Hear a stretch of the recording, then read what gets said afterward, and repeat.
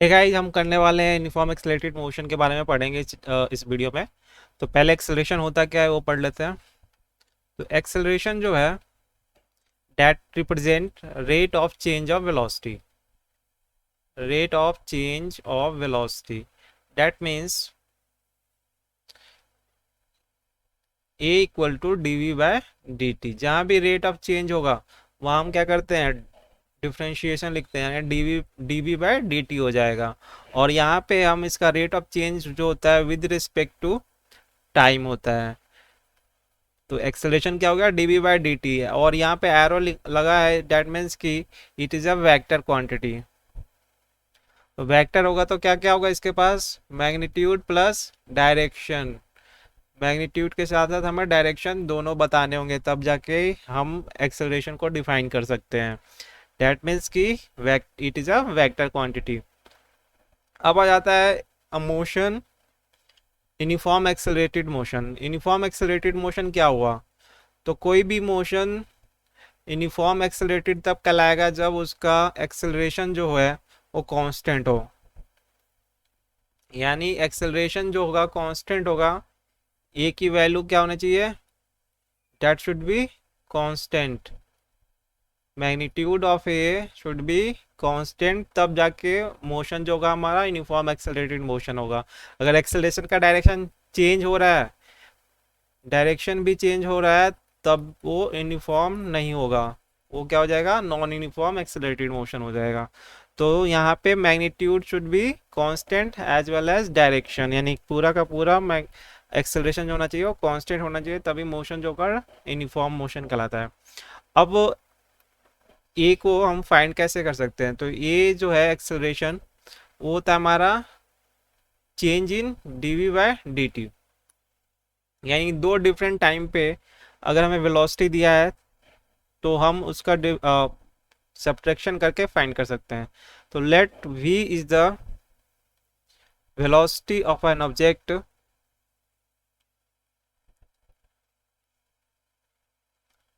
Eight time t, and after some time उसकी velocity हो जाती है v dash is the velocity at time t dash. Then acceleration is equal to A equal to हो जाएगा हमारा v minus V dash, और we can say V dash minus V, क्योंकि final minus initial कर रहे हैं, divided by T dash minus T. तो यहाँ से हमारा एक्सेलरेशन हम फाइंड कर सकते हैं। अब हम क्रॉस मल्टीप्लाई करें अगर, तो ये आ जाएगा v minus V equal to A T minus T. अब सपोज कर लो कि v is initial velocity. v क्या है हमारा, इनिशियल वेलोसिटी है t टाइम पे। तो v जो है इनिशियल वेलोसिटी है, इसको हम u लिख लेते हैं, v equal to U at t equal to zero. यानी इनिशियली टाइम जो था वो हमने उसको जीरो ले लिया, और उस समय जो वेलोसिटी थी उसको v ले लिया। तभी इक्वेशन कैसे चेंज हो जाएगा, v dash minus U equal to A T dash. और यहाँ से इसको और थोड़ा रीअरेंज करेंगे तो v डैश यानी फाइनल वेलोसिटी हो जाएगी equal to u plus A T हो जाएगी, ए टी डैश हो जाएगी। तो ये इक्वेशन जो है हमारा फर्स्ट इक्वेशन ऑफ मोशन है। इसको हम आगे ग्राफ से भी डिराइव करेंगे। अब एक और चीज़ बात है यहाँ पे कि अगर acceleration is negative, if acceleration जो है नेगेटिव है, तो उसका मतलब क्या हुआ, अगर एक्सेलरेशन नेगेटिव हुआ तो डैट मीन्स कि मोशन इज रिटार्डिंग मोशन, और इसको रिटार्डेशन बोलते हैं। Negative acceleration is called retardation और डी एक्सेलरेशन। अच्छा, एसआई यूनिट ऑफ एक्सेलरेशन क्या होगा, तो एसआई यूनिट ऑफ एक्सेलरेशन जो हो जाएगा, एक्सेलरेशन क्या है formula, change in velocity by change in time. तो वेलोसिटी का यूनिट क्या है, मीटर पर सेकेंड, और टाइम का क्या है, सेकेंड। तो ये फॉर्मूला हो जाएगा, यूनिट हो जाएगा मीटर पर सेकेंड स्क्वायर। तो SI unit of acceleration is metre per second square. अब हम क्या करते हैं, वेलोसिटी टाइम का ग्राफ ड्रॉ करते हैं। सपोज कर लो एक ऑब्जेक्ट है, जो मूव कर रहा है at T equal to zero पे, उसके पास कुछ वेलोसिटी है वी नॉट, और वो टाइम के साथ यूनिफॉर्म एक्सेलरेटेड मोशन है उसका, तो वो मूव करते करते फाइनली टी टाइम के बाद उसकी वेलोसिटी टी हो जा रही है, वी हो गई है। तो ये वेलोसिटी टाइम ग्राफ हुआ उस ऑब्जेक्ट का। अब हम ग्राफ से कैसे उसका एक्सेलरेशन फाइंड कर सकते हैं, ये हमें बताना है। तो गाइस, जो वेलोसिटी और टाइम का ग्राफ होता है, उसका जो स्लोप है, that give that represent acceleration.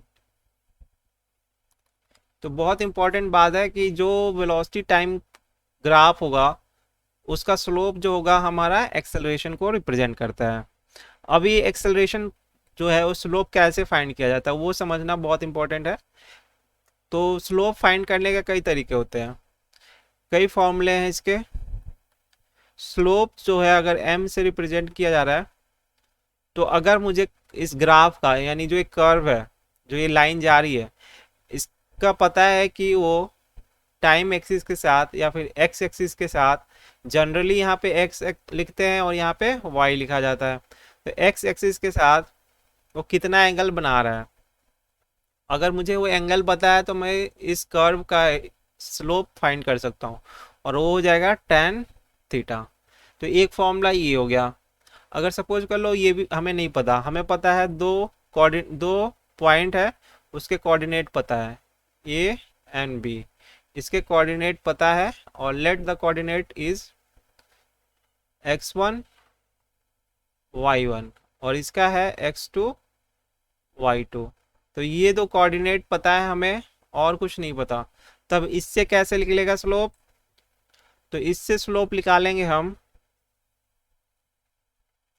m equal to y2 minus y1 by x2 minus x1।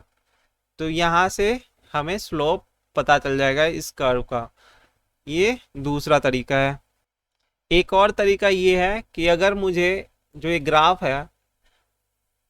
Graph है उसका इक्वेशन पता है, यानी equation of graph is given, और वी कैन से y और x के बीच में क्या रिलेशन है उसका इक्वेशन पता है, दैट इज सपोज कर लो जनरली इक्वेशन क्या होगा, y mx प्लस सी, या फिर mx x की पावर n। अगर ये स्ट्रेट लाइन नहीं है, कोई कर्व हो गया, तो ये इक्वेशन दिया होगा।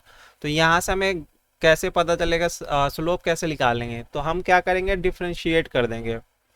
डिफ्रेंशिएट करेंगे d y by D x, तो d Y by D x को डिफ्रेंशिएट करेंगे तो m इज कांस्टेंट, और x का जब x के पावर n का डिफ्रेंशिएशन होता है तो क्या आता है, n multiply X N minus one divided by into D X into divided by D X. ये कैंसिल हो जाएगा, तो ये आ जाएगा हमारा n X N minus one. तो ये आ जाएगा इसका डिफ्रेंशिएशन। तो यहाँ पे हम लिखेंगे n x की पावर n माइनस वन हो जाएगा इसका डिफ्रेंशिएशन, प्लस अब एक c जो है कांस्टेंट वैल्यू होती है, तो कांस्टेंट का डिफ्रेंशिएशन जीरो होता है, बिकॉज डिफ्रेंशिएशन रिप्रेजेंट करता है चेंज को, और कांस्टेंट वैल्यू जो होती है वो चेंज नहीं होती, इस वजह से ये जीरो हो जाएगा। तो यहाँ से D Y by D X जो आएगा,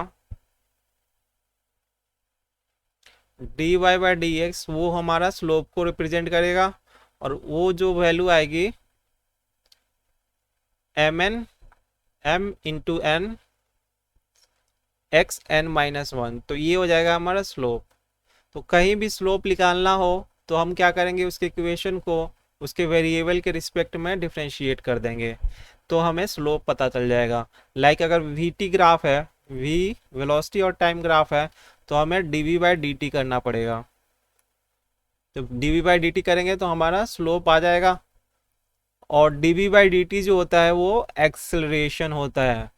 तो हमें अगर D V velocity time graph का स्लोप पता है तो हमें एक्सेलरेशन पता है। तो ये तीन तरीके हैं किसी भी ग्राफ का स्लोप फाइंड करने का। पहला तरीका, अगर उस ग्राफ का एंगल पता है और वो स्ट्रेट लाइन है तो हम tan थीटा यूज़ कर सकते हैं। दूसरा दूसरा है, अगर उसका कोऑर्डिनेट पता है तो y2 minus y1 x2 minus x1 use कर सकते हैं। तीसरा, अगर इक्वेशन पता है तो हम उसको डिफरेंशिएट करके फाइंड कर सकते हैं। तो यहाँ से एक इम्पॉर्टेंट चीज़ हमें बात ये पता चली कि वेलोसिटी टाइम का जो स्लोप होता है वो हमें एक्सेलरेशन देता है। यानी जहाँ भी हमें एक्सेलरेशन फाइंड करना होगा वेलोसिटी टाइम का तो हम उसका स्लोप निकाल लेंगे। अब गाइज इसी पे हम एक क्वेश्चन कर लेते हैं। सपोज कर लो एक ऑब्जेक्ट है,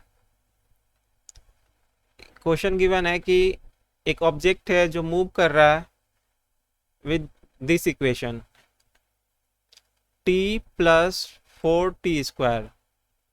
इस इक्वेशन को फॉलो करते हुए वो मूव कर रहा है। हमें फाइंड करना है velocity and acceleration, velocity and acceleration at time t equal to 5 second. यानी 5 सेकेंड पे उसका क्या वेलोसिटी होगा और क्या एक्सेलरेशन होगा वो हमें फाइंड करना है। तो ऑब्जेक्ट जिस इक्वेशन को फॉलो करते हुए मूव कर रहा है वो इक्वेशन है t प्लस 4t²। तो हमें क्या निकालना है, वेलोसिटी एंड एक्सेलरेशन। तो वेलोसिटी जो होती है, velocity is the rate of change of displacement यानी dx/dt। और जो यहाँ y है वो बोल रहा है कि ये डिस्प्लेसमेंट को रिप्रेजेंट कर रहा है। तो ये डिस्प्लेसमेंट हो गया, डेट मीन्स कि हमारा फॉर्मूला चेंज हो जाएगा dy/dt। यानी हमें क्या करना पड़ेगा, इस गिवन इक्वेशन को डिफरेंशिएट करना पड़ेगा। तो एक बार डिफरेंशिएट करेंगे तो हमारी वेलोसिटी आ जाएगी। तो हम डिफरेंशिएट करते हैं इसको, तो dt प्लस 4t², ये तो हमारा तरीका हो गया लिखने का। अब इसको डिफरेंशिएट करेंगे तो डिफरेंशिएशन का रूल हमें पता होना चाहिए। तो सबसे पहले जब इस टाइप से हो a प्लस बी और इसका डिफरेंशिएशन हो तो सबसे पहले a का डिफरेंशिएशन होगा प्लस उसके बाद b का डिफरेंशिएशन होगा और दोनों का डिफरेंशिएशन ऐड हो जाएगा। तो पहले हम dt क्या करेंगे, तो dt सिंगल t है by dt plus 4t² by dt। अब इसका डिफरेंशिएशन हो जाएगा। तो देखो dt/dt तो कैंसिल हो गया तो 1 आ गया। यानी कि हमारा जो t का डिफरेंशिएशन था वो तो आ गया 1, प्लस में जब हम 4t² का करेंगे तो 4 इज द कांस्टेंट। अब 4t² में क्या है, इसमें है एक कांस्टेंट वैल्यू है और यहाँ वेरिएबल है पावर n है। तो इसका डिफरेंशिएशन होगा, कांस्टेंट का कुछ नहीं होने वाला, कांस्टेंट बाहर आ जाएगा और x की पावर n का डिफरेंशिएशन होगा जो कि आ जाएगा nx एंड n की पावर -1। तो ये इसका डिफरेंशिएशन हो जाएगा। तो हमारे पास यहाँ क्या है, 4t²। तो 4 तो आगे आ गया इंटू t की पावर 2 है तो वो मल्टीप्लाई कर देना है पहले। तो 2 मल्टीप्लाई हो गया, उसके बाद पावर में से 1 माइनस कर देना है यानी 2 - 1। तो v इक्वल टू हो गया 1 + 8t। यानी ये आ गया हमारा वेलोसिटी एट टाइम t पे। तो अब हमें किस टाइम पे निकालना है, तो हमें निकालना है 5 सेकेंड पे, 5 सेकेंड पे निकालना है। तो 5 सेकेंड पे निकालना है तो हम t की वैल्यू 5 पुट करेंगे वहाँ पे। तो t इक्वल टू 5 पुट करने पे ये इक्वेशन हो जाएगा 8 × 5 date is 41 metre per second. यानी 5 सेकेंड पे इसका जो वेलोसिटी आएगा वो 41 मीटर पर सेकेंड आने वाला है। अब आगे क्वेश्चन में बोला है एक्सेलरेशन निकालना है same t equal to 5 second पे। तो एक्सेलरेशन जो होता है, एक्सेलरेशन इज dv/dt। यानी जो हमारा वेलोसिटी का टर्म आया था ये वाला, उसको डिफरेंशिएट करना है। तो इसको डिफरेंशिएट करेंगे तो 1 + 8t, 1 + 8t। अब देखो सेम चीज a एंड b का करेंगे तो a की जगह 1 है ए की जगह क्या है 1 है और 1 इज कांस्टेंट, तो इसका डिफरेंशिएशन 0 हो जाएगा। उसके बाद है 8t, तो 8 कांस्टेंट है तो बाहर आ गया और ये हो जाएगा dt/dt। तो ये कैंसिल हो गया, यानी एक्सेलरेशन जो हो गया कांस्टेंट हो गया 8 मीटर पर सेकेंड। तो ये कांस्टेंट वैल्यू रहेगी 8 मीटर पर सेकेंड स्क्वायर। तो एक्सेलरेशन कितना होगा, वो किसी भी टाइम पे वो कांस्टेंट रहेगा, यानी वो 1 सेकेंड पे भी सेम ही रहेगा, 2 सेकेंड पे भी सेम ही रहेगा, 3 सेकेंड पे भी सेम ही रहेगा।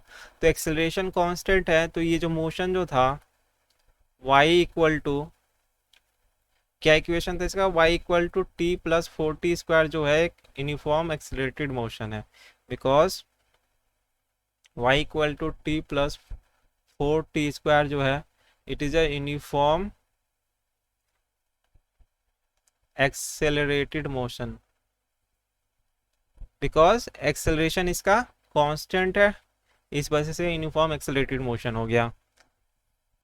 नाउ अब हमें पढ़ना है कि average acceleration and instantaneous acceleration. तो जो एवरेज एक्सेलरेशन है एंड इंस्टेंटेनियस एक्सेलरेशन, तो जो एवरेज एक्सेलरेशन होता है दैट इज